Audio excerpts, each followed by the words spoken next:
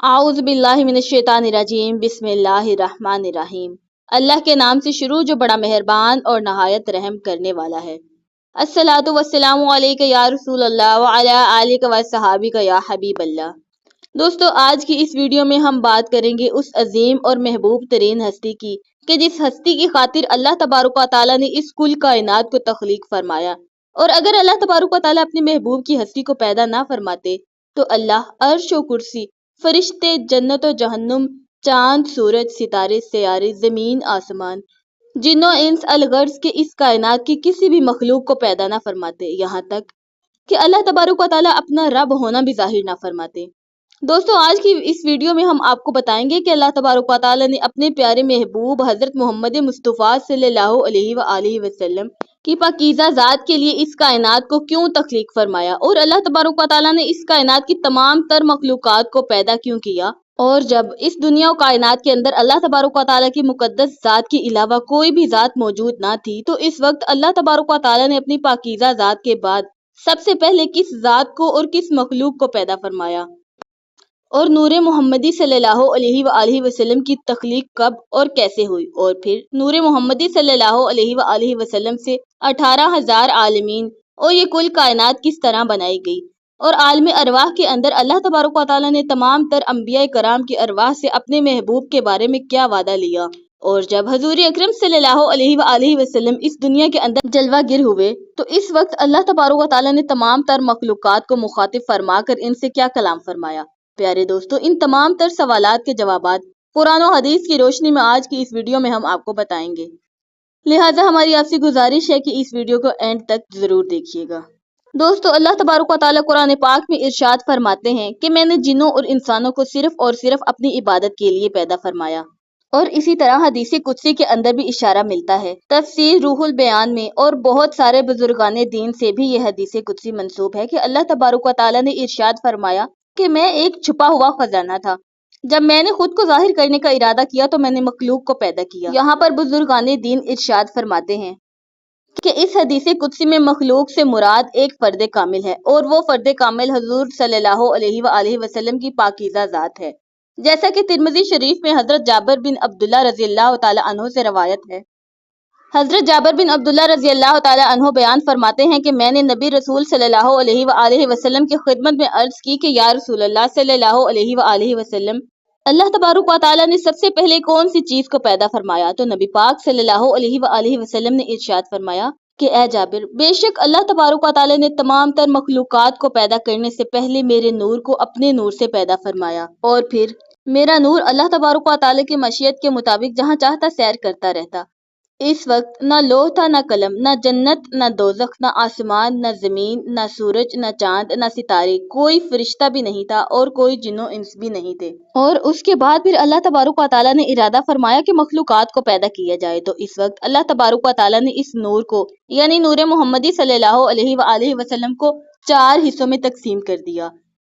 नूर के पहले हिस्से से कलम को पैदा किया और नूर के दूसरे हिस्से से लोह को पैदा किया और नूर के तीसरे हिस्से से अर्श को पैदा किया गया, जबकि चौथे हिस्से को मजीद 4 हिस्सों में तकसीम किया गया। पहले हिस्से से अर्श उठाने वाले फरिश्तों को पैदा किया और दूसरे हिस्से से कुर्सी पैदा की और तीसरे हिस्से से बाकी तमाम फरिश्तों को पैदा किया और फिर चौथे हिस्से को मजीद 4 हिस्सों में तकसीम किया गया।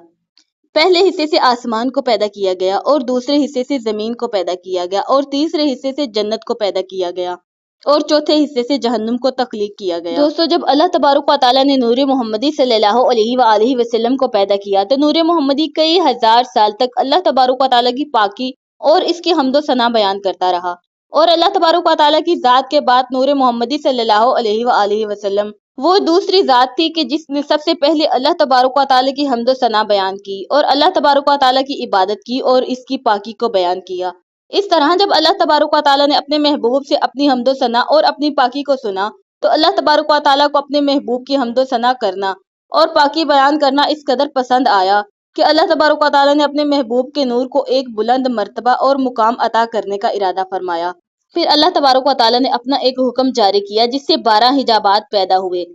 फिर इन 12 हिजाबात के अंदर नूर मोहम्मदी सल्लल्लाहु अलैहि वसल्लम अल्लाह तबारुक व तआला की हम्दो सना बयान करता रहा। اور کئی ہزار سال تک اللہ تبارک و تعالیٰ کی پاکیزگی بیان کرتا رہا۔ پھر اس کے بعد اللہ تبارک و تعالیٰ نے نور محمدی کے بعد سب سے پہلے اپنی کرسی کو پیدا فرمایا اور لوح و قلم کو پیدا فرمایا۔ جب اللہ تبارک و تعالیٰ نے لوح و قلم کو پیدا فرمایا تو اللہ نے قلم کو حکم فرمایا کہ اے قلم لکھ، تو قلم نے اللہ تبارک و تعالیٰ کی بارگاہ میں عرض کی کہ یا رب العالمین کیا لکھوں؟ تو اللہ تبارک و تعالیٰ نے ارشاد فرمایا کہ اے قلم تو یہ لکھ کہ لا الہ الا اللہ محمد رسول اللہ۔ جب قلم نے اللہ تبارک و تعالیٰ کی پاکیزہ نام کے ساتھ اس کے محبوب کے نام محمد صلی اللہ علیہ وآلہ وسلم کو سنا تو قلم اللہ تبارک و تعالیٰ کی بارگاہ میں عرض کرنے لگا کہ یا رب العالمین، یہ وہ کون سی پاکیزہ ہستی ہے کہ جس کا نام تیرے نام کے ساتھ لکھا جا رہا ہے؟ اس وقت اللہ تعالیٰ نے قلم سے ارشاد فرمایا کہ اے قلم، اگر تو اس بات کو جاننا چاہتا ہے تو اس بات کو اچھی طرح جان لے اور اس نور کی شان کو اچھی طرح پہچان لے کہ یہ میرا محبوب ہے اور محبوب اول ہے کہ جس نے سب سے پہلے میری عبادت کی اور میری حمد و ثنا بیان کی۔ اور اے قلم سن لے کہ جب تیرے رب کی تعریف بیان کرنے والا کوئی بھی نہ تھا تو اس نور محمدی نے سب سے پہلے تیرے رب کی تعریف کی۔ اے قلم، تیرا پروردگار اس نور محمدی سے اپنی تعریف کو سن کر اس قدر خوش ہے کہ اب تیرے پروردگار کا ارادہ ہے کہ عنقریب تیرا پروردگار ایسے بہت سارے عالمین کو پیدا کرے گا کہ جن عالمین پر تیرا پروردگار اپنے محبوب کے نور کو ایسا مقام عطا فرمائے گا کہ جو مقام نہ ان سے پہلے کسی کو ملا ہوگا اور نہ ہی ان کے بعد کسی کو ملے گا۔ دوستو، اس طرح اللہ تبارک و تعالیٰ نے اپنی ذات کے بعد سب سے پہلے اپنے محبوب کی ذات کو پیدا کیا اور سب سے پہلے نبی پاک صلی اللہ علیہ وآلہ وسلم کے مقدس نور نے اللہ تبارک و تعالیٰ کی پاکی کو بیان کیا۔ اور پھر اللہ تبارک و تعالیٰ اپنے محبوب کے نور سے اس قدر خوش ہوا کہ اپنے محبوب کی شان کو پوری دنیا کے سامنے بیان کرنے کا ارادہ فرمایا اور پوری دنیا کو اپنے محبوب کی شان دکھانے کا ارادہ کیا تو اللہ تعالیٰ نے اس تمام تر کائنات کو تخلیق فرمایا اور یہ تمام تر کائنات نبی پاک صلی اللہ علیہ وآلہ وسلم کی خاطر بنائی گئی تاکہ اللہ تبارک و تعالیٰ کی تمام تر کائنات اور تمام تر مخلوقات اللہ کے پیارے محبوب کی شان کو پہچان لے اور ان کی شان کو جان لے۔ جیسا کہ اس بات کی طرف اشارہ کرتے ہوئے اللہ تبارک و تعالیٰ قرآن پاک میں ارشاد فرماتے ہیں وَرَفْعَنَا لَكَ ذِكْرَكَ، کہ اے محبوب ہم نے تمہارے لیے تمہارے ذکر کو بلند کر دیا۔ دوستو، اللہ تبارک و تعالیٰ کی ذات کے بعد جس ذات کو پیدا کیا گیا وہ نبی پاک صلی اللہ علیہ وآلہ وسلم کی ذات ہے اور وہ نور محمدی ہے، جیسا کہ اس بات کی طرف قرآن پاک میں بھی اشارہ ملتا ہے کہ اللہ تبارک و تعالیٰ قرآن پاک کی سورہ مریم کی آیت نمبر 93 میں ارشاد فرماتے ہیں اے آسمانوں اور زمینوں اور اس کائنات کے اندر جو کچھ بھی موجود ہے وہ اللہ تبارک و تعالیٰ کا عبد ہے۔ دوستو، عبد عربی زبان میں بندے کو کہا جاتا ہے، یعنی بندگی کرنے والا اور اللہ تبارک و تعالیٰ کی عبادت کرنے والا۔ اور ایک دوسرے مقام پر اللہ تبارک و تعالیٰ ارشاد فرماتے ہیں کہ اے محبوب کہہ دیجئے کہ میں ہی وہ ہوں کہ جس نے سب سے پہلے اپنے رب کی عبادت کی۔ دوستو، ان آیات سے بخوبی اندازہ لگایا جا سکتا ہے کہ اللہ تبارک و تعالیٰ نے سب سے پہلے اپنی ذات کے بعد اپنے محبوب کی ذات کو پیدا کیا اور پھر اپنے محبوب کی ذات سے اس قدر خوش ہوا کہ اس کے شان کو دکھانے کے لیے اللہ پاک نے 18,000 عالمین اس کل کائنات کو تخلیق فرمایا۔ دوستو، یہ بات یاد رہے کہ نبی پاک صلی اللہ علیہ وآلہ وسلم اگرچہ اس دنیا کے اندر ایک انسانی شکل میں تشریف لائے لیکن حقیقتاً نبی پاک صلی اللہ علیہ وآلہ وسلم کی ذات ایک نورانی ذات ہے جس کو اللہ تبارک و تعالیٰ نے اپنے نور سے پیدا کیا ہے۔ دوستو، اب بات کرتے ہیں کہ نور محمدی سے اس کائنات کو کیوں پیدا کیا گیا۔ اس بات کا جواب اللہ تبارک و تعالیٰ خود ہی حدیث قدسی کے اندر کچھ اس طرح ارشاد فرماتے ہیں جیسے کہ ارشاد باری تعالیٰ ہے کہ اگر میں محمد کو پیدا نہ کرتا تو نہ آدم کو پیدا کرتا اور نہ زمین و آسمان کو پیدا کرتا۔ دوستو، جب عالم ارواح میں اللہ تبارک و تعالیٰ نے تمام انبیاء کی روحوں کو پیدا فرمایا تو اس وقت اللہ نے نور محمدی صلی اللہ علیہ وآلہ وسلم کو حکم دیا کہ وہ انوار انبیاء کرام پر توجہ کریں۔ تو جب نور محمد نے تمام انبیاء کرام کے نور پر توجہ فرمائی تو نور محمدی نے تمام تر انبیاء کرام کے نوروں کو ڈھانپ لیا۔ تو اس وقت اللہ تبارک و تعالیٰ نے انوار انبیاء کرام سے ارشاد فرمایا کہ میرے محبوب حضرت محمد صلی اللہ علیہ وآلہ وسلم کا نور ہے، اگر ان پر ایمان لاؤ گے تو تمہیں شرف نبوت سے سرفراز کیا جائے گا۔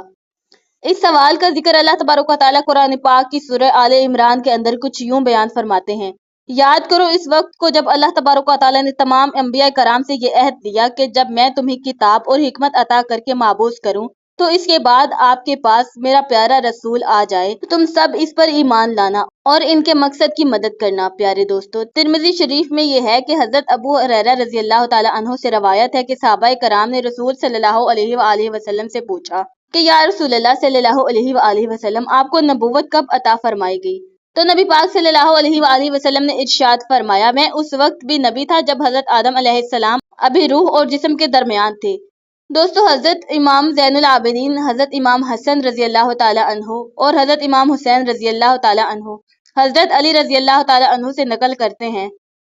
کہ حضور صلی اللہ علیہ وآلہ وسلم نے ارشاد فرمایا کہ میں آدم کے پیدا ہونے سے 14,000 سال پہلے اپنے پروردگار کہ ہاں ایک نور تھا۔ دوستو اللہ تبارک و تعالیٰ نے اس کائنات کے اندر بے شمار نعمتوں اور بے شمار مخلوقات پیدا فرمایا،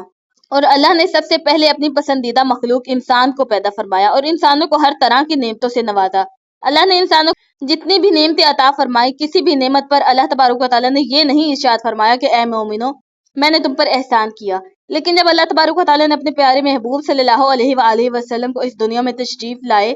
تو اللہ نے ارشاد فرمایا کہ اے مومنو بے شک میں نے تم پر احسان کیا کہ میں نے اپنے محبوب حضرت محمد صلی اللہ علیہ وآلہ وسلم کو تمہارے اندر مبعوث فرمایا۔ دوستو اس آیت کریمہ سے پتہ چلتا ہے کہ اس دنیا کائنات کی تمام تر نعمتوں سے سب سے بڑی نعمت حضور صلی اللہ علیہ وآلہ وسلم کی پاکیزہ ذات ہے۔ جب اللہ تبارک و تعالیٰ نے ہمیں اپنی تمام نعمتوں پر شکر ادا کرنے کا حکم فرمایا ہے تو پھر ہم اس دنیا کائنات کی سب سے بڑی نعمت اور نبی پاک صلی اللہ علیہ وآلہ وسلم کے اس دنیا میں تشریف لانے پر اللہ تعالیٰ کا شکر ادا کیوں نہ کریں، اور جن کی عظمت اور شان کی خاطر اللہ تبارک و تعالیٰ نے اس کائنات کو تخلیق فرمایا، ہم ان کی عظمت و شان کو بیان کیوں نہ کریں اور ان کے نام پر خوشی کیوں نہ منائیں کہ جن کی حمد و ثنا کو سن کر اللہ تبارک و تعالیٰ کی پاک ذات خوش ہوئی، اور ان سے خوش ہو کر اللہ تبارک و تعالیٰ نے پوری دنیا کو پوری کائنات کو تخلیق فرمایا۔ اور دوستو ہمیں اسلام میں ہمارے دین میں یہ حکم بھی دیا جاتا ہے، اور ہمیں خود بھی چاہیے کہ ہم اپنے تمام رشتوں، والدین، اولاد اور سب سے بڑھ کر اپنے پیارے محبوب صلی اللہ علیہ وآلہ وسلم سے محبت کریں اور ان کی محبت کا ثبوت دیں۔ آپ پر جتنا ہو سکے درود پاک پڑھتے رہیں، یہی ہماری بخشش کا وسیلہ ہے۔